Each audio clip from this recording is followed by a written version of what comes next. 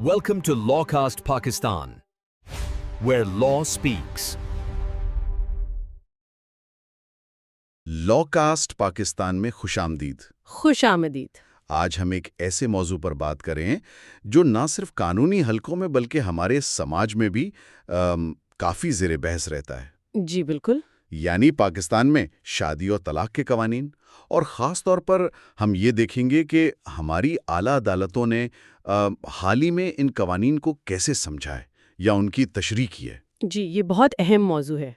हमारे पास एक तफसीली तहकीकी मकाला है जिसकी बुनियाद पर हम ये गुफ्तगू कर रहे हैं।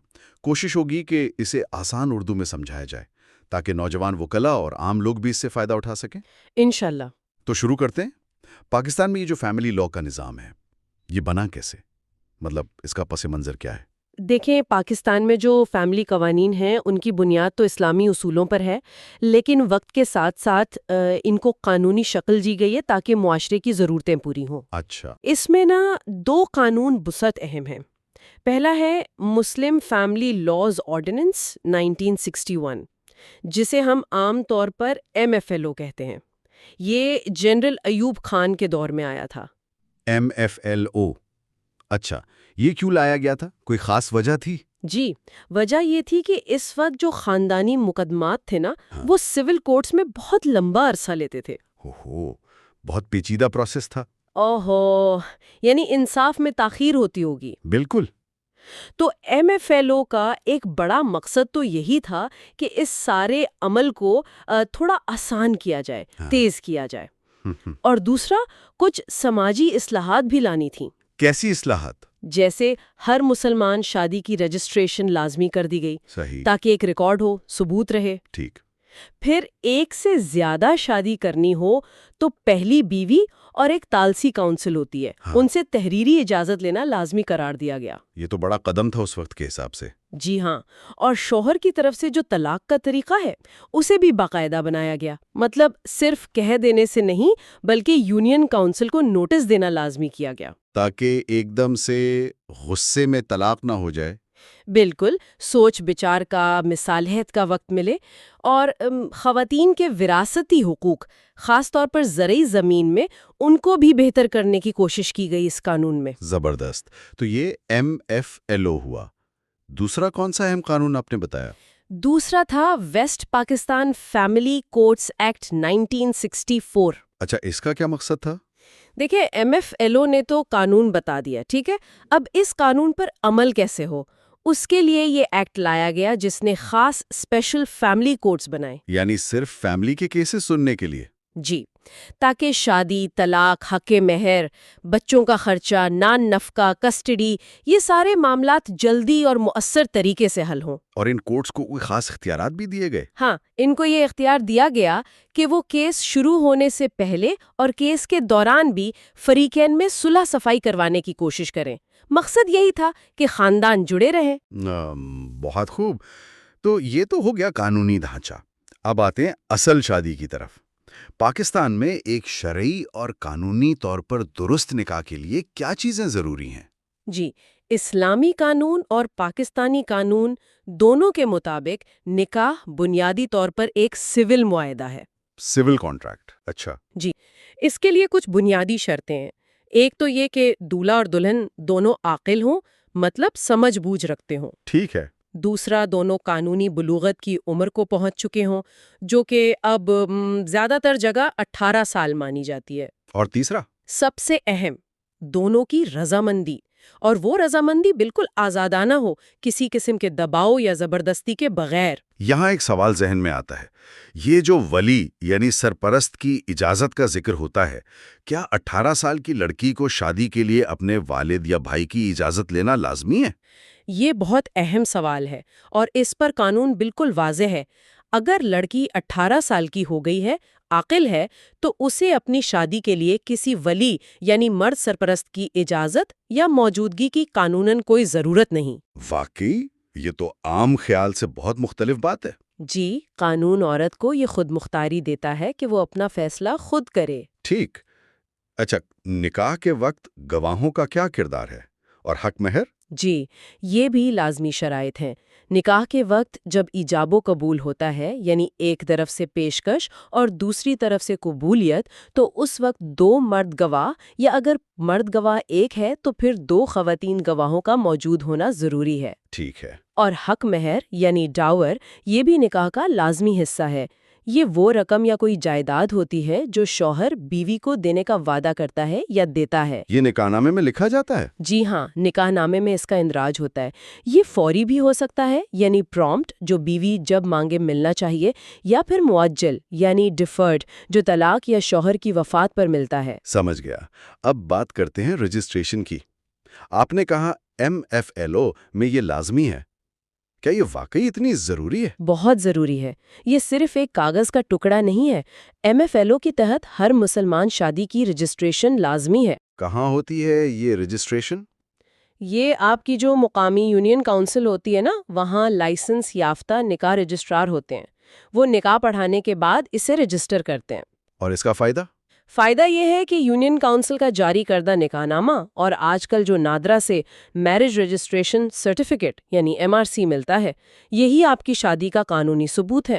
کل کو کوئی بھی مسئلہ ہو، وراثت کا، بچوں کی والدیت کا یا بیرون ملک سفر کا، تو یہی کاغذات کام آتے ہیں۔ یعنی قانونی تحفظ کے لیے بہت اہم ہے۔ بالکل۔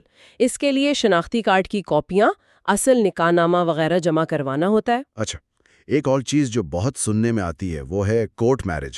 یہ کیا ہے؟ کیا یہ عدالت میں جا کر شادی کرنا ہے؟ نہیں، یہ ایک بہت بڑی غلط فہمی ہے۔ لوگ سمجھتے ہیں شاید یہ کوئی خاص قسم کی شادی ہے جو میجسٹریٹ یا جج کرواتا ہے۔ ہاں، ایسا ہی لگتا ہے۔ اصل میں ایسا نہیں ہے۔ کورٹ میرج کوئی الگ قانونی قسم نہیں ہے۔ یہ وہی عام اسلامی نکاح ہی ہوتا ہے، تمام شرائط کے ساتھ۔ تو پھر یہ نام کیوں پڑا؟ یہ عموماً وہ جوڑے کرتے ہیں جو اپنی مرضی سے شادی کر رہے ہوتے ہیں، لیکن انہیں اپنے گھر والوں کی طرف سے مخالفت ہوتی ہے۔ اچھا، جن کی پسند کی شادی ہو اور گھر والے نہ مان رہے ہوں؟ جی، تو وہ کسی وکیل کی مدد لیتے ہیں۔ وکیل کے دفتر میں یا کسی اور جگہ نکاح خواں کو بلایا جاتا ہے، گواہ ہوتے ہیں، حق مہر طے ہوتا ہے اور باقاعدہ نکاح پڑھا دیا جاتا ہے۔ تو عدالت تو نہ ہوئی اس میں؟ نکاح کے عمل میں نہیں۔ نکاح کے بعد وہ وکیل ہی یونین کونسل سے نکاح نامہ اور نادرا سے MRC بنوا دیتا ہے۔ تو کورٹ کا لفظ کہاں سے آیا؟ وہ اس لیے کہ اکثر ایسے جوڑے شادی کے بعد ممکنہ خطرات جیسے گھر والوں کی طرف سے کوئی کارروائی یا ہراسانی، اس سے بچنے کے لیے عدالت سے رجوع کرتے ہیں۔ اچھا، یعنی تحفظ مانگنے کے لیے؟ جی، وہ عدالت میں پٹیشن دائر کرتے ہیں کہ ہمیں تحفظ فراہم کیا جائے، اور دلہن بھی اکثر عدالت میں آ کر بیان دیتی ہے کہ میں نے اپنی مرضی سے بغیر کسی دباؤ کے شادی کی ہے۔ تو عدالت کا کردار بعد میں آتا ہے، تحفظ دینے کے لیے، نہ کہ شادی کروانے کے لیے۔ اب سمجھ آیا۔ یہ تو بہت اہم وضاحت تھی۔ اچھا، شادی تو ہو گئی، اب اگر خدا نہ خواستہ اسے ختم کرنا ہو تو کیا طریقے ہیں قانون میں؟ جی، شادی ختم کرنے کے بھی قانون میں مختلف طریقے بتائے گئے ہیں۔ جو سب سے عام ہے وہ ہے طلاق، جو شوہر دیتا ہے؟ جی، جو بنیادی طور پر شوہر کا یک طرفہ حق مانا جاتا ہے۔ پھر ہے خلا۔ خلا؟ جی، خلا بیوی کا حق ہے کہ وہ عدالت کے ذریعے علیحدگی حاصل کرے۔ اچھا، یہ بیوی کا حق ہے۔ ہاں۔ تیسرا ہے مبارات۔ مبارات یہ کیا ہے؟ مبارات کا مطلب ہے باہمی رضامندی سے طلاق، جب میاں بیوی دونوں علیحدہ ہونا چاہیں۔ ٹھیک ہے، اور ایک چوتھا طریقہ بھی ہے، طلاق تفویض۔ طلاق تفویض؟ جی، اس کا مطلب ہے کہ اگر نکاح کے وقت نکاح نامے میں شوہر نے بیوی کو یہ حق دیا ہو کہ وہ خود کو طلاق دے سکتی ہے تو وہ اس حق کو استعمال کر سکتی ہے۔ اوہ، یہ بھی ممکن ہے۔ اچھا، سب سے پہلے طلاق کی بات کرتے ہیں جو شوہر کی طرف سے ہوتی ہے۔ اس کا قانونی طریقہ کیا ہے؟ کیا بس 3 بار کہہ دینا کافی ہے؟ نہیں، دیکھیں، MFLO کی جو دفعہ 7 ہے، اس نے اس کا ایک پورا طریقہ کار بتایا ہے۔ صرف کہہ دینا قانون کی نظر میں کافی نہیں ہے۔ تو کیا کرنا ہوتا ہے؟ جب شوہر طلاق دے تو اس پر لازم ہے کہ وہ جتنی جلدی ممکن ہو تحریری طور پر یعنی لکھ کر ایک نوٹس اپنی یونین کونسل کے چیئرمین کو بھیجے گا، اور اسی نوٹس کی ایک کاپی اپنی بیوی کو بھی بھیجے گا۔ اچھا، نوٹس دینا لازمی ہے؟ جی بالکل۔ پھر چیئرمین جو ہے وہ ایک ثالثی کونسل بناتا ہے جس میں میاں بیوی کے نمائندے بھی ہو سکتے ہیں۔ اس کونسل کا کیا کام ہے؟ اس کا کام ہے مصالحت کروانا، یعنی صلح صفائی کی کوشش کرنا۔ اس کے لیے 90 دن کا وقت ہوتا ہے۔ 90 دن؟ جی، اور قانون یہ کہتا ہے کہ طلاق اس 90 دن کی مدت ختم ہونے تک، یا اگر بیوی حاملہ ہے تو بچے کی پیدائش تک مؤثر نہیں ہوگی۔ یعنی فوری طور پر نافذ نہیں ہوتی؟ نہیں ہوتی۔ اس 90 دن کی مدت کا مقصد ہی یہی ہے کہ شاید غصہ ٹھنڈا ہو جائے، غلط فہمیاں دور ہو جائیں اور صلح کی کوئی صورت نکل آئے۔ اور اگر شوہر یہ نوٹس نہ بھیجے تو؟ کار پر عمل نہیں کرتا تو یہ قانوناً ایک قابل سزا جرم بھی ہے، قید یا جرمانہ ہو سکتا ہے۔ اور دوسری بات، اگر پروسیس فالو نہیں ہوا تو طلاق مؤثر نہیں سمجھی جائے گی، اور بیوی اپنے تمام حقوق جیسے حق مہر اور عدت کے دوران کا نان نفقہ اس کی حقدار رہے گی۔ یہ تو بہت اہم نکتہ ہے۔ اچھا، آپ آتے ہیں خلا کی طرف۔ آپ نے کہا یہ بیوی کا حق ہے، یہ کیسے کام کرتا ہے؟ کیا اس کے لیے شوہر کا ماننا ضروری ہے؟ نہیں، خلا کی سب سے خاص بات یہی ہے کہ اس کے لیے شوہر کی رضامندی ضروری نہیں ہے۔ یہ بیوی کا قانونی حق ہے کہ وہ فیملی کورٹ میں جا کر شادی ختم کرنے کی درخواست دے سکتی ہے۔ کس بنیاد پر؟ مطلب کیا وجہ بتانی پڑتی ہے؟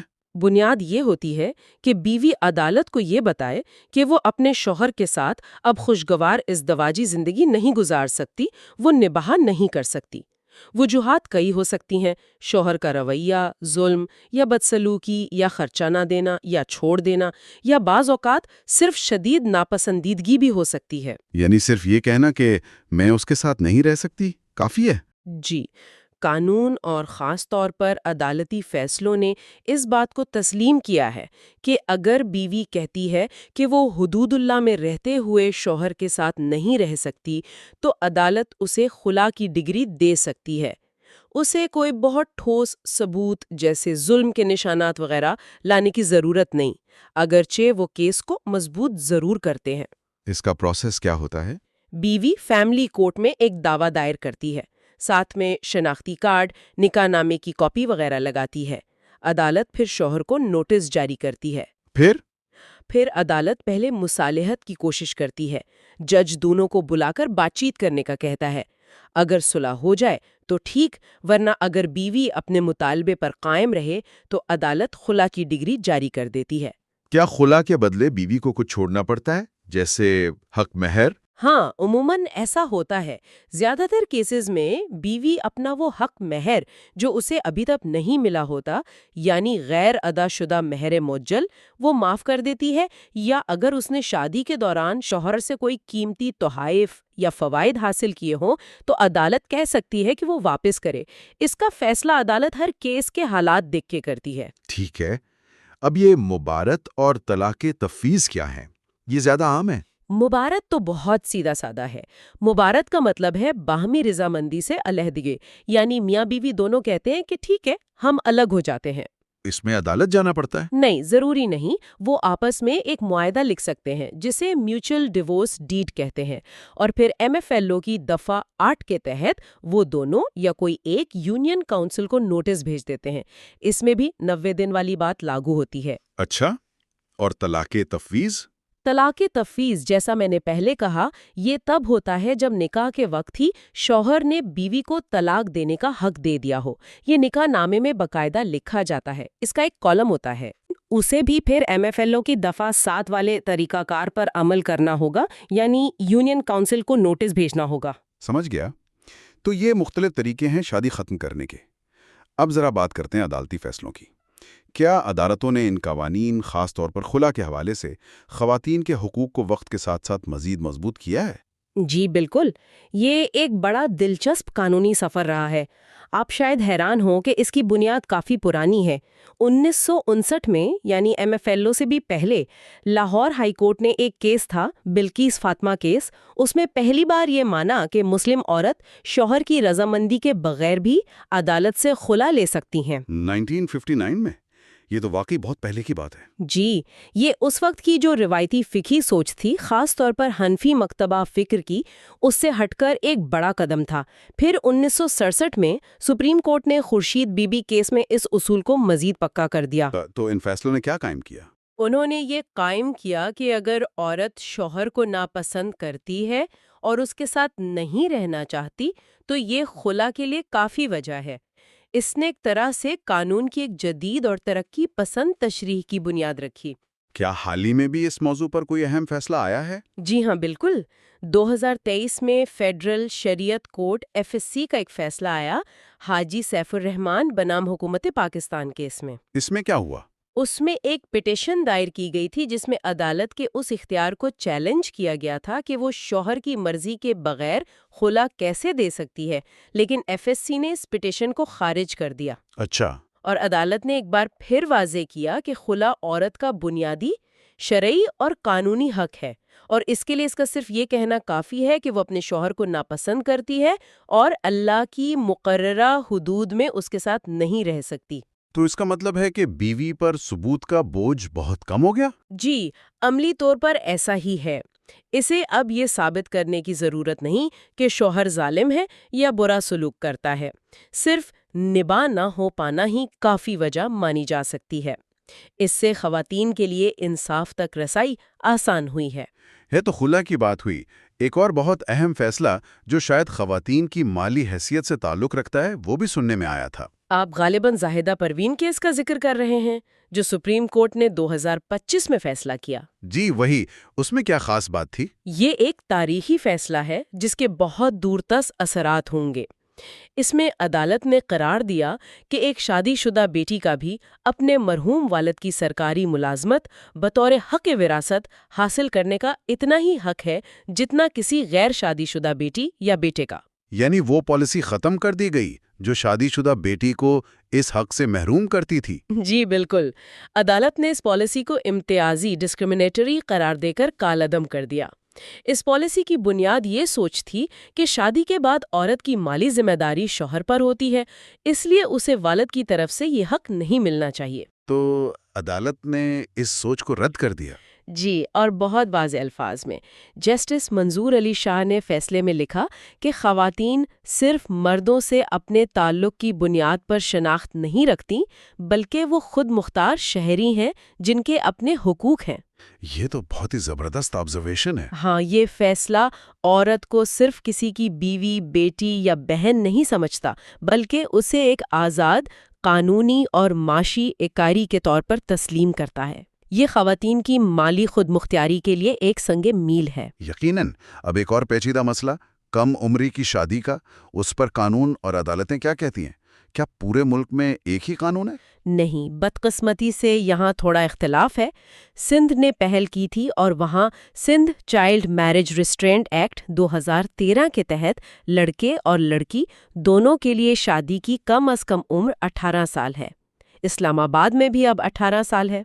اور باقی صوبوں میں؟ باقی صوبوں یعنی پنجاب، KPK اور بلوچستان میں ابھی تک وہی پرانا چائلڈ میرج ریسٹرینٹ ایکٹ 1929 لاگو ہے، جس میں لڑکی کی عمر 16 سال اور لڑکے کی 18 سال ہے۔ تو یہ تو تضاد ہو گیا ہے۔ جی، یہ ایک مسئلہ ہے، لیکن اس حوالے سے بھی 2023 میں فیڈرل شریعت کورٹ کا ایک اہم فیصلہ آیا۔ سندھ کے 18 سال والے قانون کو FSC میں چیلنج کیا گیا تھا۔ کس بنیاد پر چیلنج کیا گیا؟ کیا اسے غیر اسلامی کہا گیا؟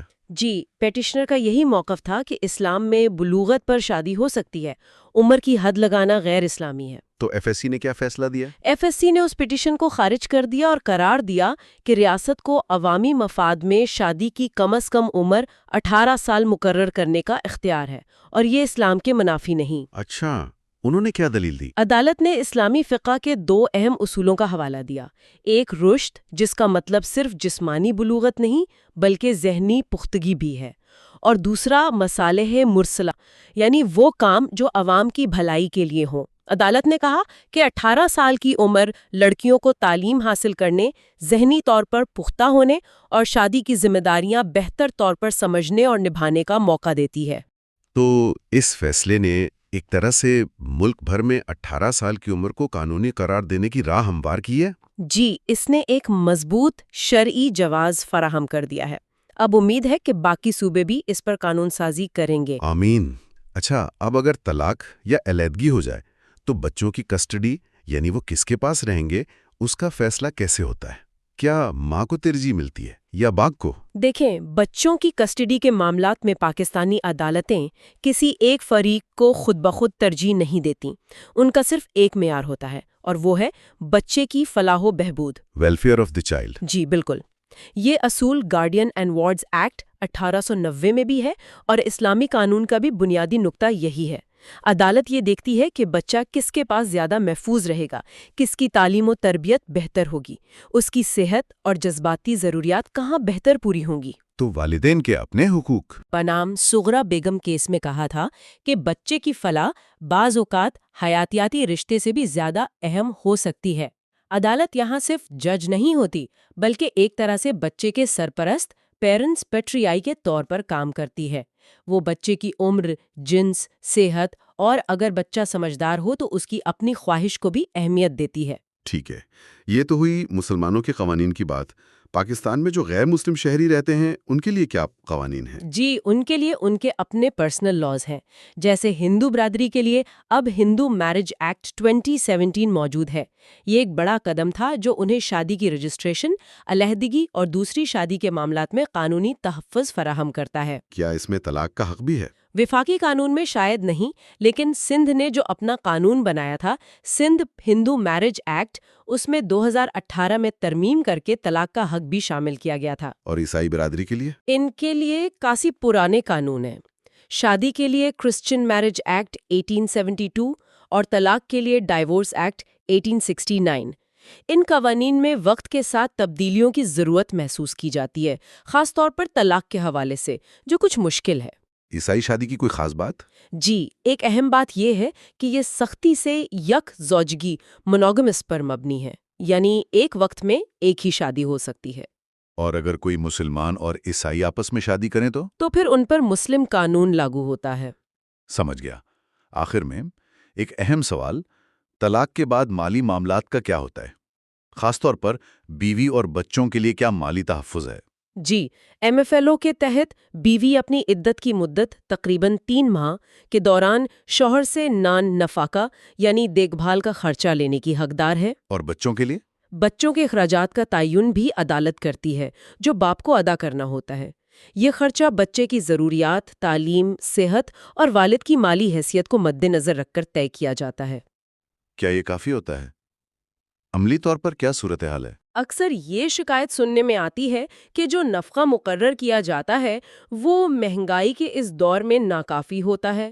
اور ایک اور اہم پہلو یہ ہے کہ بیوی نے شادی کے دوران جو گھر کے کام کاج کیے، بچوں کی پرورش کی، یعنی اس کی جو نان فائنینشل کنٹریبیوشنز تھیں، ان کا کوئی مالی ازالہ طلاق کے وقت نہیں ملتا۔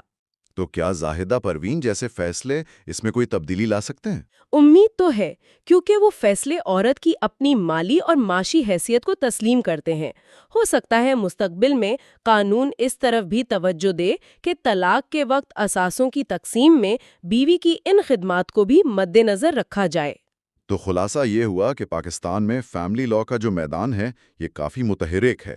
قانون بنے، عدالتیں بنی، لیکن اصل ارتقاء عدالتی تشریحات سے ہو رہا ہے۔ جی بالکل، MFLO اور فیملی کورٹس ایکٹ نے بنیاد فراہم کی، لیکن اعلیٰ عدالتیں، خاص طور پر سپریم کورٹ اور فیڈرل شریعت کورٹ، ان قانونوں کو وقت کے تقاضوں اور انصاف کے اصولوں کے مطابق ڈھال رہی ہیں۔ خاص طور پر خلا کے حق کی مضبوطی، خواتین کی مالی خود مختاری کا تصور اور کم عمری کی شادی پر واضح موقف، یہ سب مثبت پیش رفت لگتی ہیں۔ یقیناً یہ ظاہر کرتا ہے کہ ہماری عدلیہ سماجی تبدیلی میں ایک اہم کردار ادا کر رہی ہے اور کوشش کر رہی ہے کہ قانون خواتین اور بچوں کے لیے زیادہ منصفانہ ہو۔ چیلنجز تو بھی ہوں گے، جیسے آپ نے کہا کہ پورے ملک میں ایک جیسے قوانین نہیں ہیں یا نفقے کے مسائل ہیں، لیکن سمت درست لگ رہی ہے۔ جی، سمت مثبت ہے۔ یہ قانونی نظائر ایک واضح راہ دکھا رہے ہیں۔ تو آج کی اس تفصیلی گفتگو کا وقت ختم ہوا۔ ایک آخری سوال جو میں سامعین کے لیے چھوڑنا چاہوں گا۔ عدالتی فیصلے تو اپنی جگہ، لیکن سماجی سطح پر، خاص طور پر خواتین اور بچوں کے حقوق کے حوالے سے جو پرانی سوچ ہے، اسے بدلنے کے لیے قانون کے علاوہ اور کیا اقدامات ضروری ہیں؟ اس پر ضرور سوچیے گا۔ بہت اہم سوال ہے۔ امید ہے کہ آج کی یہ گفتگو خاص طور پر ہمارے نوجوان وکلاء اور قانون کے طالب علموں کے لیے مفید ثابت ہوئی ہوگی۔ جی، امید تو یہی ہے۔ لوکاسٹ پاکستان جہاں قانون بولتا ہے کو لائک کرنا، سبسکرائب کرنا اور شیئر کرنا مت بھولیے گا۔ اگر آپ کی کوئی سوالات یا تجاویز ہیں تو ہمیں ضرور بتائیں۔ ہمیں انتظار رہے گا۔ مزید دلچسپ قانونی موضوعات پر آسان اردو میں گفتگو کے لیے ہمارے ساتھ جڑے رہیے۔ اگلی نشست تک کے لیے اجازت دیجیے۔ خدا حافظ۔